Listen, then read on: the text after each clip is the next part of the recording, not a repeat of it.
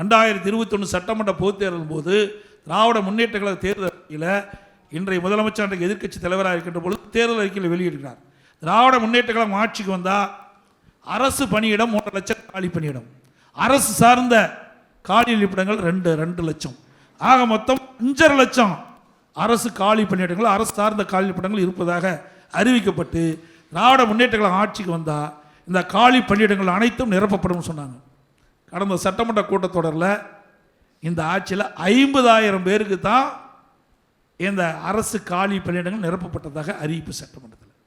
இதுவரை இந்த ஆட்சியில் இருக்கின்ற வரை அவர்கள் அறிவிக்கின்ற வரை இந்த 4 ஆண்டு காலத்தில் கடந்த சட்டமன்ற கூட்டத்தொடர் வரைக்கும் 4 ஆண்டில் 75,000 பேர் பணி ஓய்வு பெற்றுட்டாங்க. பணி ஓய்வு பெற்றவங்க 75,000 பேர். பணியாணை வழங்கப்பட்டு பணியில் நியமிக்கப்பட்டவர்கள் 50,000 பேர். ஆனால் அதுலேயே 25,000 பேர் இருக்குது. இவருடைய ஆட்சி காலத்தில் பணி ஓய்வு பெற்றதுக்கும் பணி நியமிக்கப்பட்டும் இரண்டும் கணக்கிட்டுக்கலாம் 25,000 பேர் பாக்கி இருக்குது. ஏற்கனவே அறிவிக்கப்பட்டவாறு 5 லட்சம் காலி பணியிடங்கள் என்ன என்று கேட்டால் பதிலே கிடையாது. இதையெல்லாம் மாணவர்கள் தெரிந்து கொள்ள வேண்டும். நீங்கள் படித்து பட்டம் பெற்றவர்கள், இன்றைக்கு பல பேர் வேலைக்கு போயிருக்கீங்க, இன்னும் பல பேர் படித்து வேலை எதிர்நோக்கி கொண்டிருக்கின்றீர்கள்.